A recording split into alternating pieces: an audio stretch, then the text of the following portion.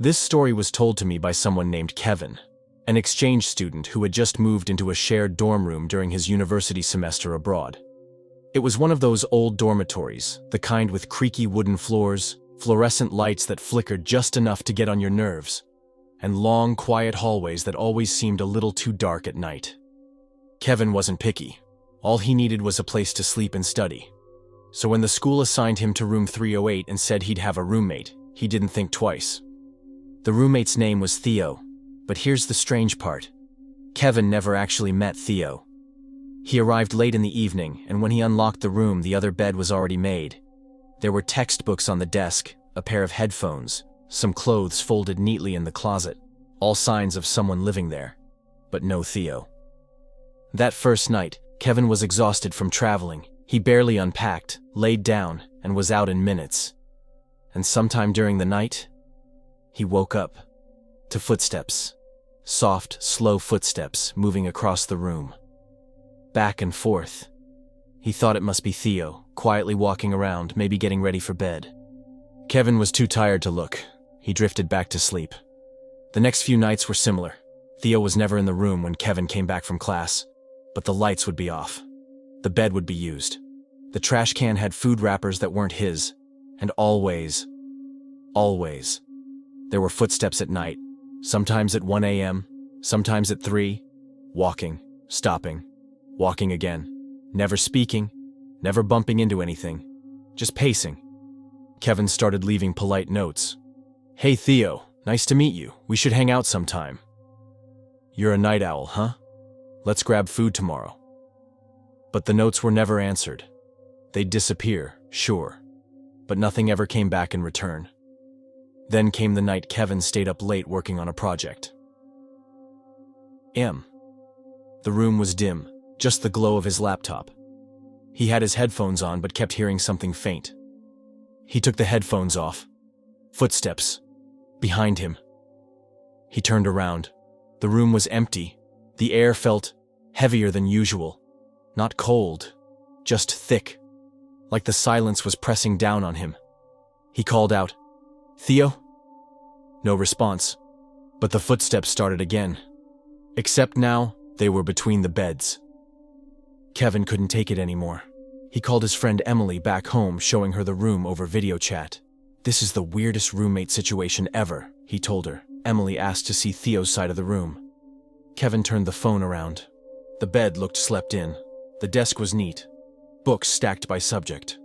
And as he held the phone steady, Emily froze. "Wait, Kev, go back. Show me the mirror again." There was a mirror beside Theo's bed. Kevin turned the phone, and what they saw. In the mirror, behind Kevin, a figure stood at the foot of Theo's bed. But in the room, it was empty. Kevin turned around in a panic. Nothing. No one. Just an empty dorm room with that same thick air. He slammed the laptop shut and didn't sleep the rest of the night. The next morning, Kevin went straight to the resident assistant's office. He explained the whole situation, minus the ghostly reflection part, just in case he sounded crazy. The RA furrowed his brow. "Room 308? You're sure?" "Yeah. There shouldn't be anyone else in that room. You're supposed to be alone." Kevin blinked. "What about Theo?" The RA opened the records, and his face turned pale. "There was a Theo in that room," he said slowly. "Theo Carter. But he passed away. Last semester. Heart failure. In his sleep. In that room." Kevin's stomach dropped. "He died. In that room?" The RA nodded. "There hasn't been a roommate assigned since. You're the first one." That night, Kevin didn't go back right away. He stayed on campus as long as possible, but eventually, he had to return. He opened the door slowly. Everything looked the same. 2 beds, 1 mirror. He took out his phone, aimed it at the mirror again, and there he was. Theo. Standing, facing the wall, motionless. Kevin stepped in. "Why are you here?" he whispered, and in the mirror, Theo moved, just a little. He turned his head, slowly, toward Kevin, and whispered something. Kevin couldn't hear it. He stepped closer. Theo raised a hand and pointed. At Kevin's bed. Kevin looked over. There, carved into the wood of the bed frame, were words, faint, scratched, like they'd been there for a while. Stay quiet. He walks when you're awake. Kevin didn't sleep that night. He didn't stay another. The next morning, he packed everything, told the school he was switching dorms. They didn't ask questions. And Theo? He never left room 308, still silent, still pacing, waiting for the next roommate to wake up at night.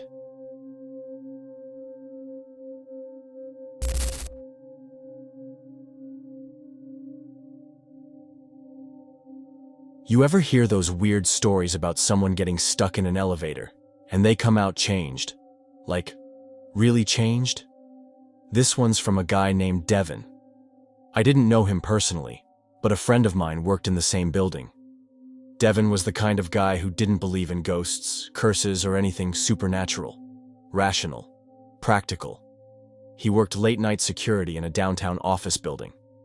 Real quiet job. Boring, mostly. The building was old. 5 stories. Used to be some government thing back in the 70s. Now it's leased to different businesses. Law firms, startups, call centers. Devon worked the 9 p.m. to 5 a.m. shift, alone. Cameras, monitors, walkie-talkies, all that.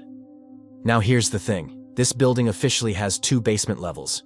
B1 and B2. Utility rooms, archives, old storage, stuff like that. But one night, Devon found something strange. He was doing his rounds and waiting for the elevator. He swore the panel looked different. Between the B2 and 1 buttons, there was a new one. B3. At first, Devon thought maybe it was a glitch.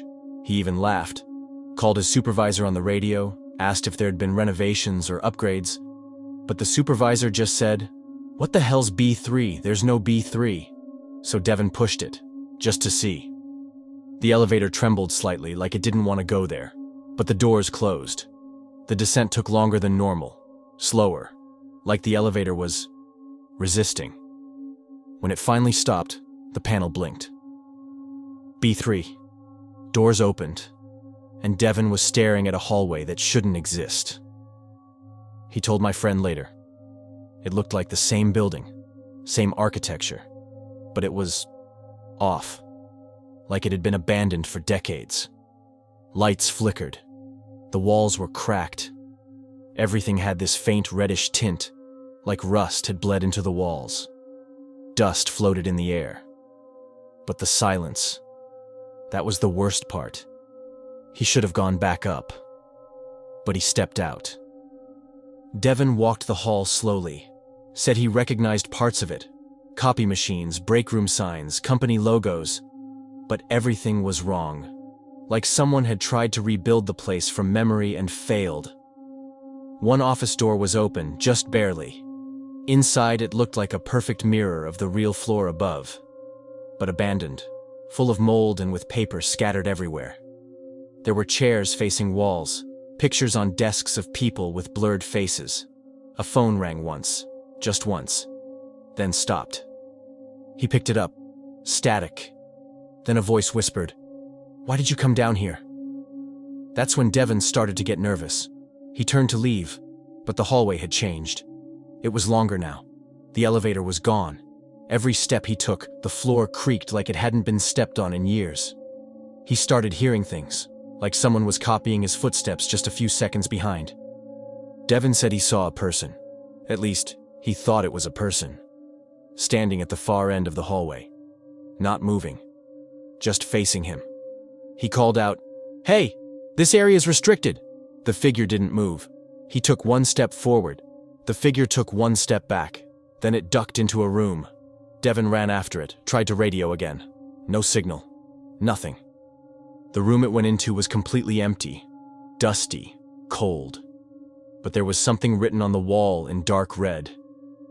"Don't look for the stairs." But you know how curiosity works. Devon started looking anyway. And that's when he heard something crawling inside the walls. He said it didn't sound human, like wet bones dragging against pipes, and it was following him. Eventually, he found it. A stairwell. But it wasn't like the regular ones in the building. The walls were pulsing slightly, breathing. There were scratch marks, Like dozens of people had tried to claw their way back up. There was only one way. Down. He took the stairs slowly, one creaking step at a time. After what felt like forever, he reached a heavy steel door with a tiny window. Beyond it was a copy of the lobby, but darker, covered in vines. The receptionist's desk was overturned, and behind it was a woman. Her back was to him. He knocked on the glass. She turned around, but she had no face, just skin. Smooth, stretched. Eyes, mouth, gone. Devon screamed, slammed the door shut, but behind him, he heard the elevator ding. The elevator was back. He ran inside, slammed the one button, but it didn't move. The doors stayed open. And then, one by one, he saw things walking by outside. Some looked like coworkers, but wrong. Like their jaws unhinged too far, their limbs too long. One was just a silhouette of smoke. They didn't see him, or maybe they did, and didn't care. The doors finally closed, but instead of going up, the elevator started going down, past B3, to a floor that wasn't labeled. The panel just flickered numbers. B4, B5, B6. He blacked out. When Devon woke up, he was in the lobby. The real lobby. It was 5:01 a.m. His shift had ended. But here's the twist. No one else remembered him being gone. Cameras showed him sitting at his desk all night. No footage of him entering the elevator. No radio logs, no missing time. Devon tried to quit the job the next day, but when he went to resign, HR told him, "You don't work here." They had no record of him. Nothing.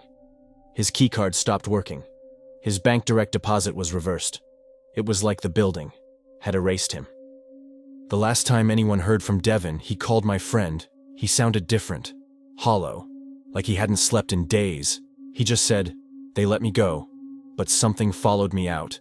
Then the line went dead.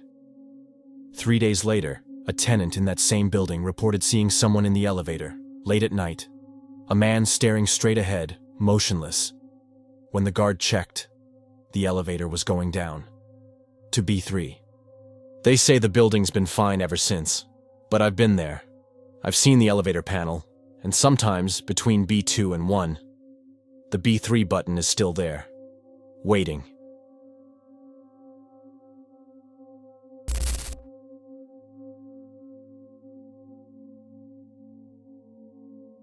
You ever notice how animals sometimes see things we can't? This story, it came from a friend of mine named Simon. He moved into this old rental house about 6 months ago. Quiet street, cheap rent, nice backyard. But there was one strange thing about it. The neighbor's cat. Now, this wasn't his cat. It belonged to an old woman 2 houses down. But the moment Simon moved in, the cat started showing up every day, sitting in the hallway just outside his living room, staring directly at the same spot on the wall. Not moving, not blinking. Just staring. At first, Simon thought it was funny. "Maybe there's a mouse in the wall," he joked when he told me. "Or maybe it just likes the paint." But it kept happening. Morning, noon, sometimes even late at night, the cat would sit in the exact same spot, eyes fixed like it saw something. Someone. One night, Simon texted me around 2 a.m., just one message. The cat scratched the wall. Next morning I called him. He sounded tired, said he couldn't sleep. Around midnight, the cat had appeared again, inside this time, just sitting in the hallway, staring at the wall. Then suddenly, it lunged forward and clawed the drywall, over and over, like it was trying to dig through it. He showed me photos, long claw marks down the plaster, the kind you don't expect from a house cat. When he tried to chase it away, it ran into the kitchen, hissed, then bolted out the back door like it was terrified. That's when he started to think something might really be in the wall. Simon decided to check things out. He tapped along the wall, thinking maybe it was hollow. He borrowed a stud finder, checked for pipes, nothing unusual. But then he noticed something. The air in that one spot was cold, freezing cold. Even when the heater was on, he held his hand there for a minute, and he swears as he touched the wall, he felt something pulse, like a heartbeat, just once. He backed off. That was the first time he admitted to me he was scared. That night, he didn't sleep in the bedroom. He stayed on the couch with the lights on, and the cat, It never showed up. Now this part gets real creepy. Simon got curious about the house's history. He went to the city records and found something disturbing. The previous tenant? A young woman named Elise. She disappeared 3 years ago. No forwarding address, no goodbye. Just gone. Her landlord assumed she skipped out. But here's the twist. The wall the cat kept staring at? It used to be a doorway to a small room that had been sealed off during a renovation. There was no mention of it in the modern blueprint, but the old floor plans confirmed it. He sent me a photo. There it was. A narrow room right behind that wall. No windows, no second exit. The hair stood up on my neck when I saw it. Simon couldn't let it go. He bought tools, crowbar, hammer. That weekend he started breaking through the drywall. I told him not to. I begged him to call the cops first. But he didn't listen. He said the moment he broke through the wall, the smell hit him. Damp, moldy, like something had been locked away too long. The room inside was small, barely 5 feet wide. No furniture, no light. Just old scratched wood flooring and 4 walls covered in handprints. Tiny, desperate handprints. Fingernails embedded in the wall. In the corner was a pile of dried fabric. A shirt, torn, blood-stained, and beneath it, a lock of hair. Simon called the police that time. They sealed off the room and launched an investigation. Forensics came in, and within a week, the news broke. The remains matched Elise. She had never left the house. She died in that room, trapped, starved, trying to claw her way out. The landlord was arrested. Turned out he was the one who sealed the room shut. Motive? No one knows. Elise had threatened to sue him for unsafe living conditions. Maybe that was enough. But here's where it gets worse. The cat? After the police came, it vanished. No one ever saw it again. Simon moved out the next week. He stayed at a hotel for a while, then found a new place across town. But he never forgot that house. Especially because, sometimes, when it's late, he still dreams about that wall. He says he sees a girl, thin, pale, fingertips bleeding, scraping the plaster. But the worst part? He dreams about the cat too, sitting there, not staring at the wall anymore, but at him, like now it sees something inside him.